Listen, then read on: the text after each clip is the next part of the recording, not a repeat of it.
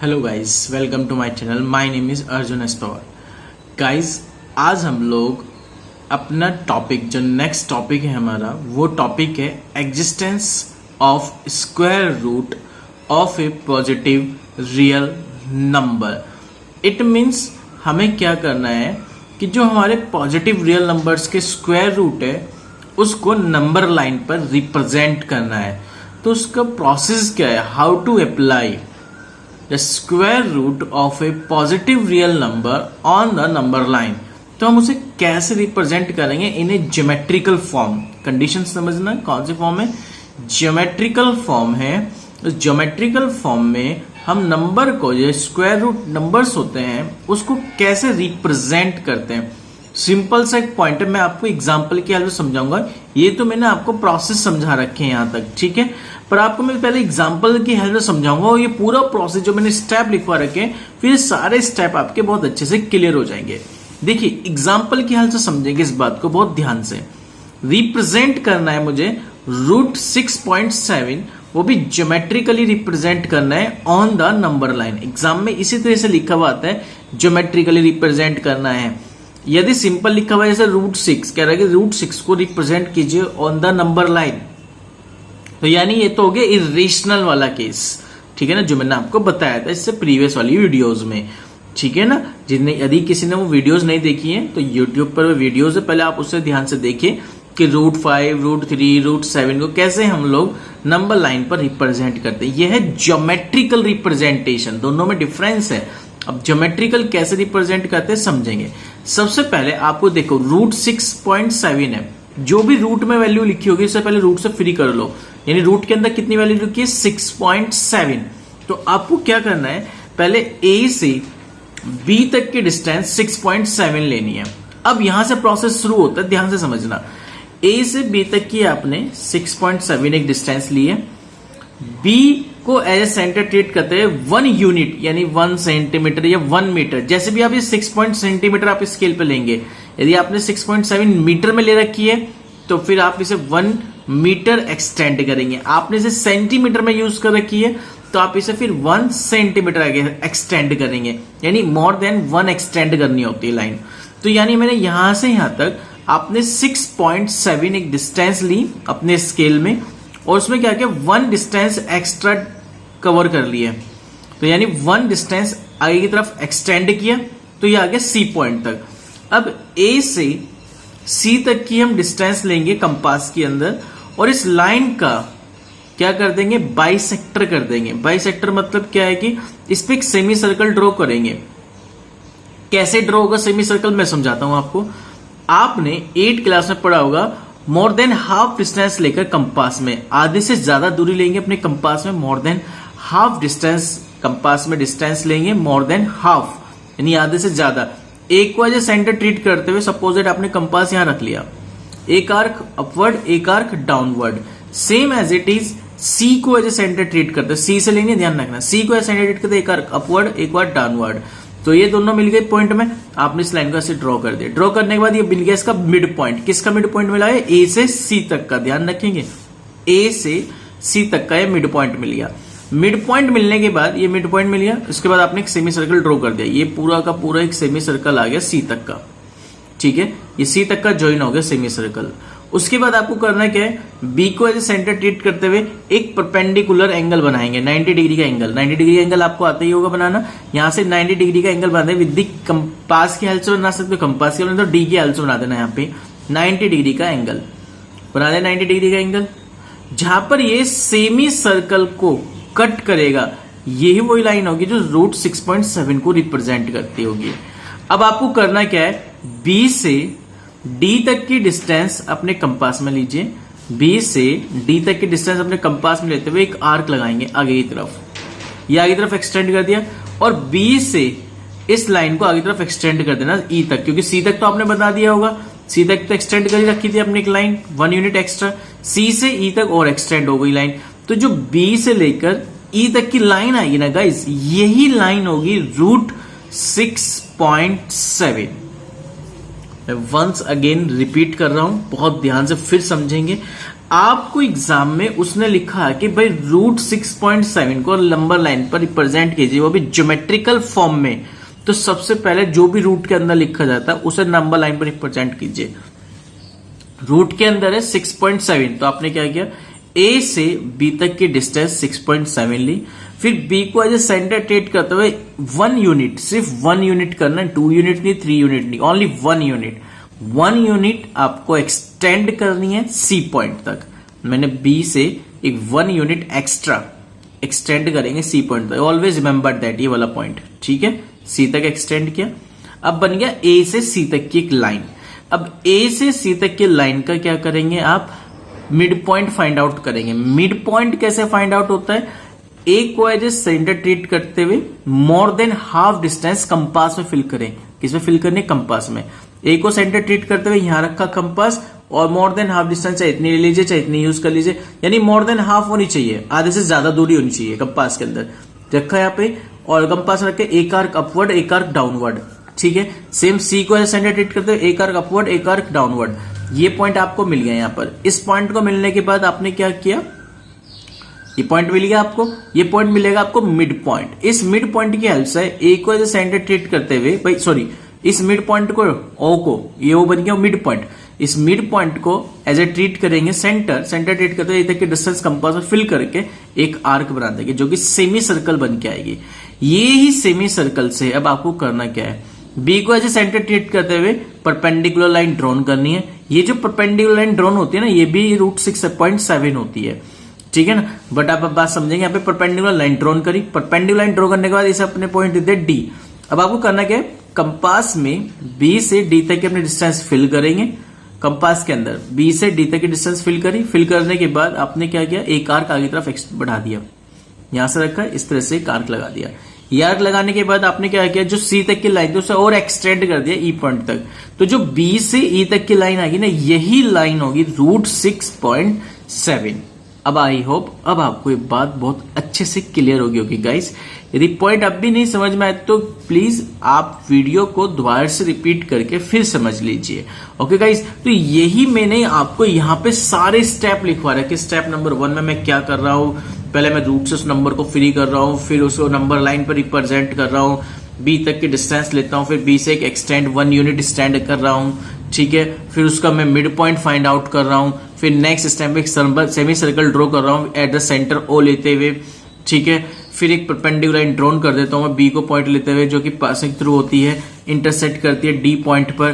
फिर वो बताना चाह रहा है कि भाई जब इंटरसेक्ट करते बी डी को एज ए सेंटर ट्रीट करते हुए रेडियस बनाइए, एक आर्क ड्रॉ कर दीजिए और जाके एक्सटेंडेड करेगा ई पॉइंट तक।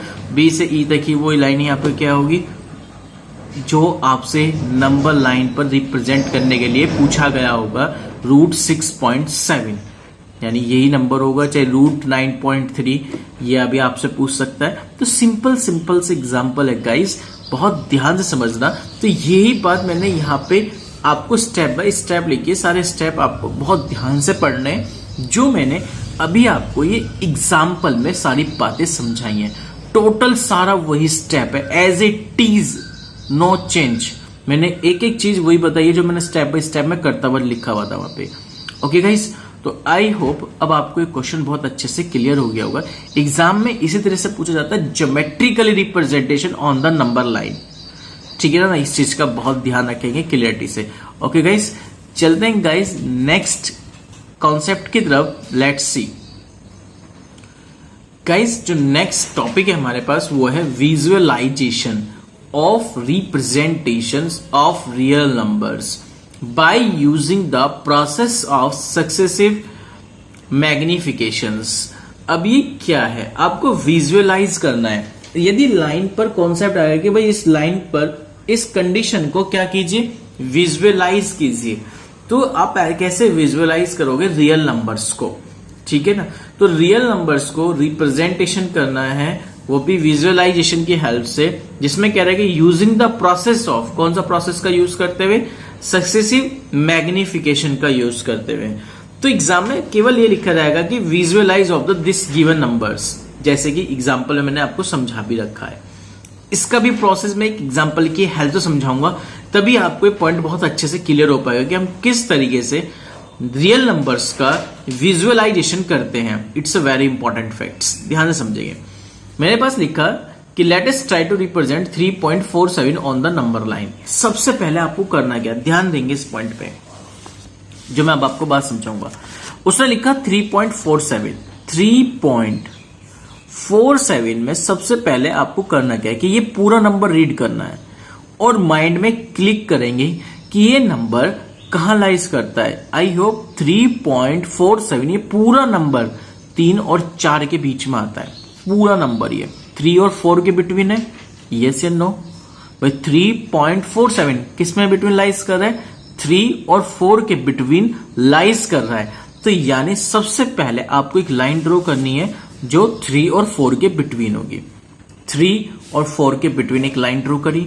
उसके बाद आपको इस 3 से 4 तक के उसके 10 पार्ट्स कर देने हैं। कितने पार्ट्स करने हैं, 10 इक्वल पार्ट्स करने हैं। कितने पार्ट्स करने होंगे, 10 इक्वल पार्ट्स। मैंने लिखा 0.1, 0.2, 0.3, 0.4, 0.5, 0.6, 0.7, 0.8, 0.9 इक्वल पार्ट हो गए, ध्यान रखना। यानी यहां से आता यदि 1 सेंटीमीटर की डिस्टेंस है तो यहां से तक भी 1 centimetre, 1 centimetre, 1 centimetre, 1 centimetre, 1 centimetre, सबकी 1 सेंटीमीटर की डिस्टेंस होगी। यानी इक्वल डिस्टेंस होनी चाहिए। कौन सी डिस्टेंस होनी चाहिए, इक्वल डिस्टेंस। और इक्वल डिस्टेंस से कितने पार्ट करने मुझे, इक्वल डिस्टेंस लेते हुए 10 पार्ट्स। इक्वल डिस्टेंस लेते हुए कितने पार्ट्स करने, 10 पार्ट्स। तो 10 पार्ट्स कर रहा हूं, 3.1, 3.2, 3.3, 3.4, 3.5, 3.6, 3.7, 3.8, 3.9 और ये 10 पर यानी 4 आ गया। ठीक है गाइस।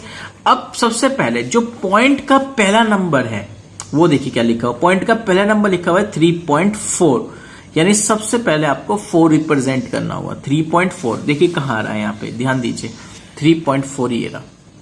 सबसे पहले आपने इसे यहां पे लिखा हुआ 3.4 लिख दिया यहां पर। अब आपको करना क्या है, इतना हो गया। पहले सबसे पहले आपने क्या किया, नंबर को चेक किया कि मेरा नंबर कहां से कहां तक लाइज करता है। आपने देखा 3 से 4 के बिटवीन वो नंबर लाइज करता है। फिर आपने 3 से 4 तक की लाइन एक ड्रॉ करी। करने के बाद उसके 10 इक्वल पार्ट्स करने हैं। क्या करने होंगे, 10 इक्वल पार्ट्स कर दिया आपने। उसमें फिर आपको क्या करना है, डेसिमल के 1 पॉइंट तक आप उसको रीड करेंगे। 3.4 देखा यहां आ गया, 3.4 रिप्रेजेंट कर दिया। अब नेक्स्ट पढ़ेंगे, इसमें लिखा हुआ 3.47, नेक्स्ट डिजिट है 47 की, यानी 47 आ रहा है 3.47। अब देखो कहां लाइज करेगा, बहुत ध्यान से समझना। जैसे ही आपने 3.4 को यहां दिखाया, ठीक है ना, सबसे पहले आप अपना नंबर यहीं से स्टार्ट करेंगे। 3.40 इसे 3.4 को हम पढ़ेंगे 3.40। क्या पढ़ेंगे, 3.40। देखो मैंने लिखा है यहां पे 3.40। क्यों, क्योंकि जो 3.47 जो हमारे पास नंबर है ये अब पूरा लाइज करेगा, क्योंकि 47.47 कहां पे लाइज करेगा, 3.47 कहां पे लाइज करेगा, 3.40 से 3.50 के बिटवीन। एम आई राइट, 3.40 से 3.50 के बिटवीन। तो देखिए जहां पर ये नंबर बन गया, पहला डिजिट का बन गया, इसे हम लिखेंगे, पूरी रीड करेंगे 3.40। पढ़ लिया 3.40। अब ये 340 और ये है 47, ठीक है ना, क्या चीज थी 47। तो 40 और 47 यानी 47 कहां पे लाइज करेगा, 40 और 50 के बिटवीन। तो यानी 3.40 से 3.50 तक की मैंने एक लाइन ड्रॉ कर दी। अब आगे बस में 3.40 से 3.50 तक एक लाइन ड्रॉ कर दी। अब उसके भी क्या कर दी मैंने, 10 इक्वल पार्ट्स के 1 सेंटीमीटर लेके 10 इक्वल पार्ट्स हो गए। 40 के बाद कितना था, 0.41, 0.42, 0.43, 0.44, 0.45, 0.46, 0.47, 0.48, 0.49 एंड 50। That's all. इसके 10 इक्वल पार्ट्स हो गए। 10 इक्वल पार्ट्स में अब ये देखो 3.47 कहां पर आ रहा है, ये रहा 3.47, 3.4 ये रहा और 3.47 ये रहा। दोनों को आपस में स्पेशल लाइन से जोड़ देंगे।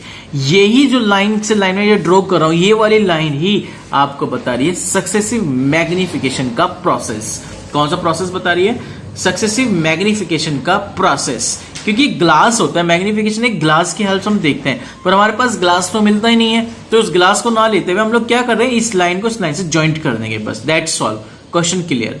तो ये था 3.47 को नंबर लाइन पर रिप्रेजेंट करना। मैं फिर बता रहा हूं आपको, रिपीट कर रहा हूं, बहुत ध्यान से समझिए इस बात को मैं कहना क्या चाह रहा हूं।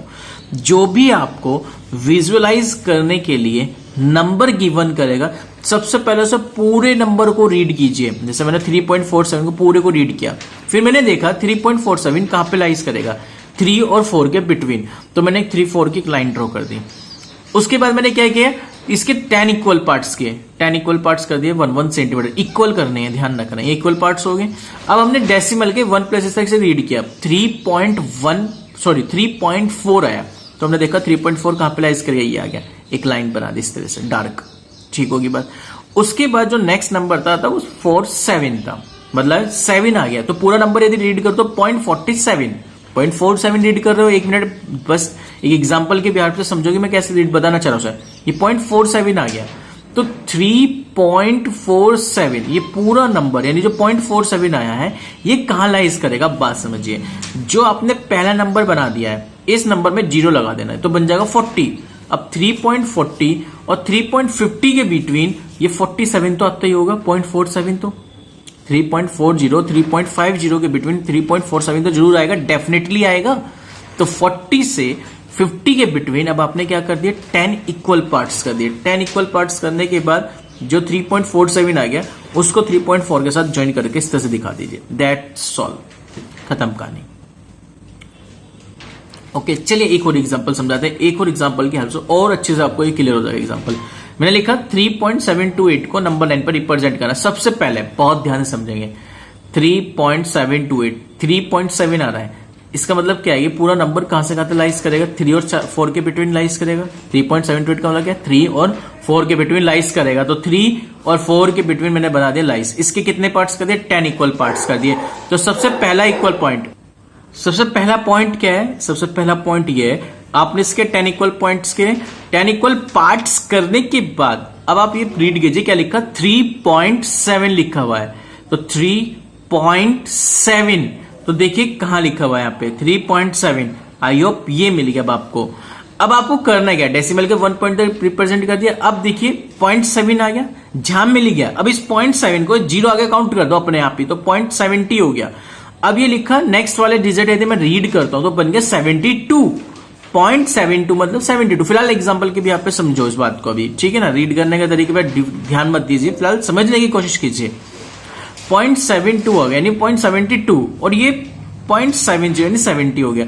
तो 70 के आसपास जो 70 आया आपके पास और जो 72 है वो 72 कहां लाइज करेगा, जो ये 72 है ये 72 कहां लाइज करेगा, 70 और 80 के बिटवीन, एम राइट, क्योंकि 3.70 और 3.80 अपने आप देख लो, 7 के बाद 8 नंबर ही तो आएगा, तो यानी 70 और 80 के बिटवीन, 70 और 80 के बिटवीन 3.70 और 3.80, तो 3.70 और 3.80 के बिटवीन क्या लाइज करेगा, 0.72 लाइज करेगा।